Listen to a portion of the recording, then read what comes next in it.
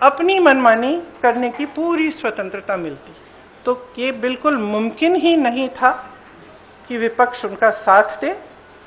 और मैं बहुत खुश हूं कि आप सबने, देश ने देखा कि जब विपक्ष एकजुट हो जाता है तो किस तरह से इनको हराया जाता है। किसी ने मुझे पूछा आते हुए कि ब्लैक डे है, आप ये सरकार कह रहे हैं कि ब्लैक डे है। ब्लैक डे इनके लिए इसलिए है क्योंकि पहली बार इनको धक्का लगा जो लगना चाहिए था। आज की महिलाओं की समस्याएं बहुत ज्यादा बढ़ रही हैं, संघर्ष बढ़ रहा है। बेवकूफ नहीं है महिलाएं, सब कुछ देख रही हैं। वो पीआर, मीडियाबाजी वो अब नहीं चलेगी। कुछ ठोस करना है तो आप 2023 में जो सर्वसहमति से जो विधेयक पास हुआ था, पारित हुआ था, सारे दलों ने उसका समर्थन किया था, उसको लाइए। उसमें अगर कुछ एकाध संशोधन करना है छोटा, ताकि वो अभी लागू हो सकता है, करिए और उसको अभी लागू करिए। महिलाओं को हक दीजिए, अभी दीजिए, लेकिन उसको आप घुमाकर और दूसरी चीजों के साथ उसको अटैच करके आप गुमराह करने की कोशिश मत करिए। सीधी सी बात है, इसको अभी करिए, हम सब तैयार हैं। अब आप पूछिए।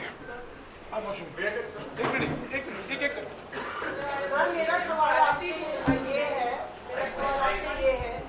जब ये बिल गिरा उसके बाद, मेरा सवाल आपसे ये है कि जब ये बिल गिरा उसके बाद लगातार सरकार की तरफ से कहा जा रहा है कि राहुल गांधी ने फ्लोर ऑफ द हाउस में बोला कि बिल पास करना है तो मौजूदा परिस्थिति में 1 सेकंड में आप मौजूदा सीट पर पास कर दीजिए 543 पे।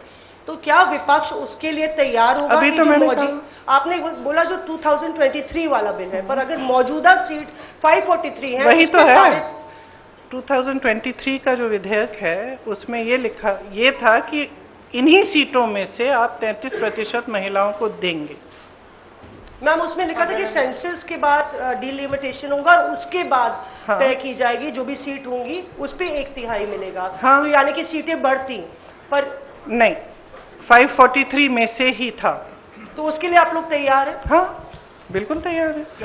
जी प्रियंका जी, दो दिनों तक हमने बहस देखी और अब क्रेडिट उधर से भी क्लेम किया जा रहा है, आप लोग भी दावा कर रहे हैं। नहीं, हम क्रेडिट का दावा नहीं कर रहे हैं। हम आपको इतिहास के बारे में बता रहे हैं।